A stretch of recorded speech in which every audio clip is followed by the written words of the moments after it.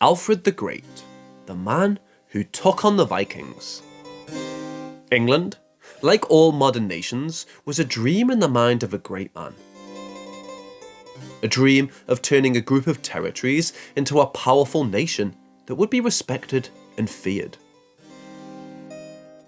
It was Alfred the Great, King of Wessex and of the Anglo-Saxons, who was considered one of the founders of today's English nation. The birth of a great man. Alfred was born in the year 849 in the town of Wantage. His father was the Wessex king Ethelwulf. He was the youngest of 6 brothers. For this reason, his aspirations to the throne were never very great. His mother, Osburh, originally from the kingdom of Mercia, who taught him poetry and religion, was one of the figures who marked Alfred's life. When his father died, he was succeeded by his brothers until the crown came to Ethelred I, with whom he joined in the struggles against the Danes.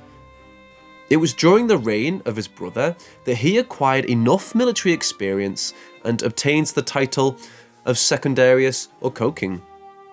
Later, he will be named successor by his brother. Protecting its borders. The year 870 was especially important in Alfred's life. As the right-hand man of his brother, the king, he had to help him defend his kingdom from the attacks of the Danish invaders.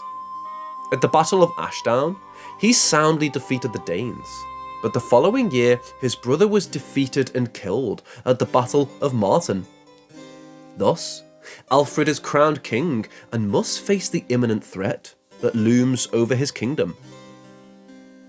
In the midst of the Danish invasion, Alfred had to interrupt his brother's funeral because of the continuous attacks of the invaders. These raids were halted when Alfred negotiated a cessation of hostilities with the Danes, thus establishing a brief period of peace. Guthrum the Viking. After a few brief years of peace, where tension was stored on the borders, a new Danish leader threatened Wessex, Guthrum. In 876, Guthrum initiated hostilities against the kingdom of Alfred, who was not only a military fighter, but a brilliant politician, negotiated a pact with hostages, and at first, peace was restored. But the Danes betrayed the pact and murdered the hostages, and in 877 attacked the city of Exeter. Despite this, Alfred defeated them, but the threat did not stop. In 878, the Danes launched a new attack, taking the enclave of Chippenham, where Alfred was for Christmas. Unable to defend his position, and the situation becoming critical, he decided to flee, and headed for the marshes of Athelney, where one of the many legends about Alfred the Great takes place.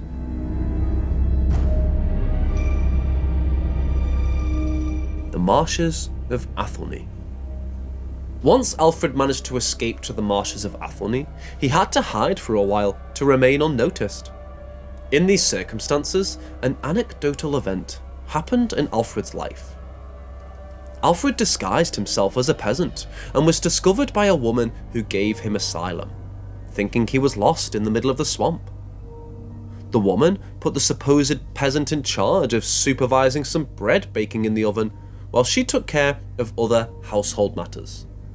The legend tells that Alfred, worried about the problems that were happening to the kingdom, let the loaves burn and quickly received a reprimand from the woman, who discovered his identity and proceeded to apologise to the king, who was sorry to the woman.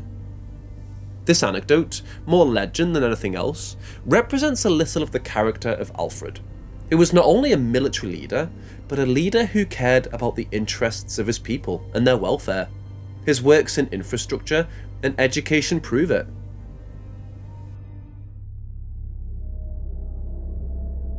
Conversion to Christianity. After Easter 878, around the villages of Somerset, Wiltshire and Hampshire, Alfred managed to gather a powerful army with which to face the Danish invader. At the Battle of Ethandun, Alfred and his warriors defeated Guthrum, who had to take refuge in his fortress at Chippenham, where he was defeated by a siege. After Alfred's victory, Guthrum was forced to convert to Christianity, as were his captains. In this way, the leaders of the Danish army were converted to Christianity. With his conversion, this period of wars ended, and the Danish forces moved away from the territory of Wessex. This agreement is called the Treaty of Wedmore.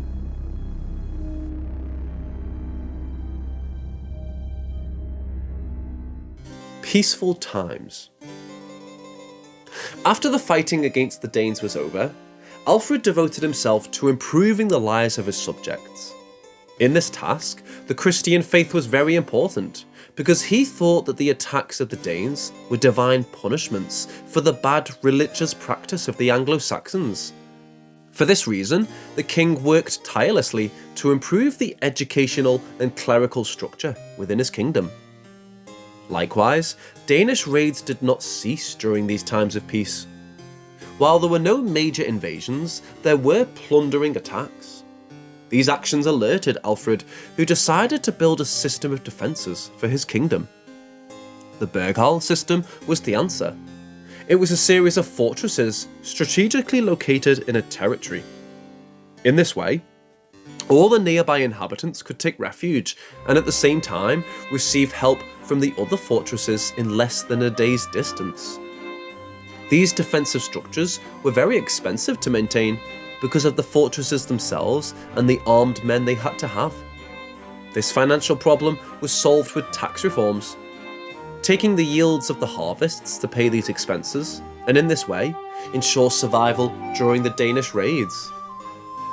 In addition, to deepen the Christian faith and help with the cultural development of his kingdom, Alfred brought important clergymen from the regions of France and Wales to teach Latin, as well as to translate Latin works into English.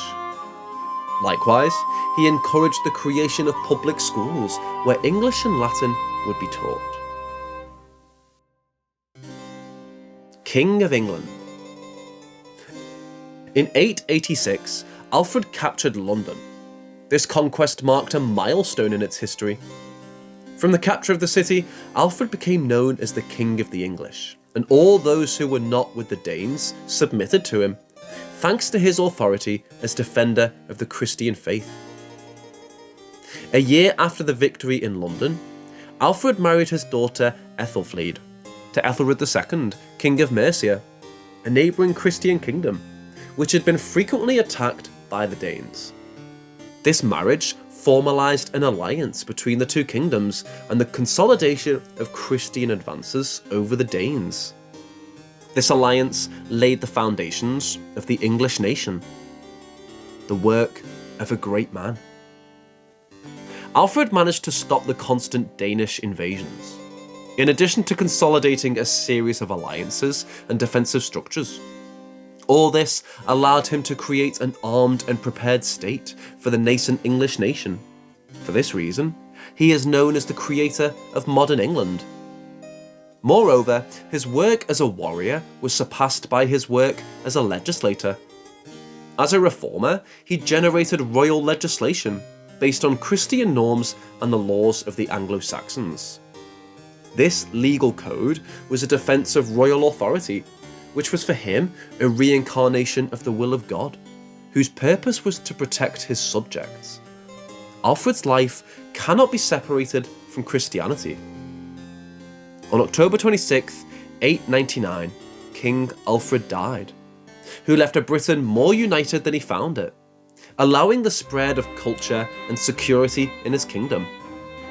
At his death, he was not the great king we now know him to have been. His reputation was revitalised in the 18th century.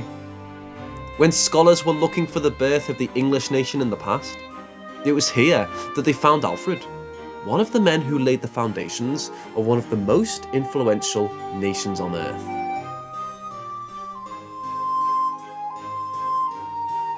I hope you liked this video about one of the most important characters in English history. Don't close the video yet. Before you go, please subscribe and leave us a like if you like the content. It will help us grow and keep making much more content. Now, without further ado, we say goodbye.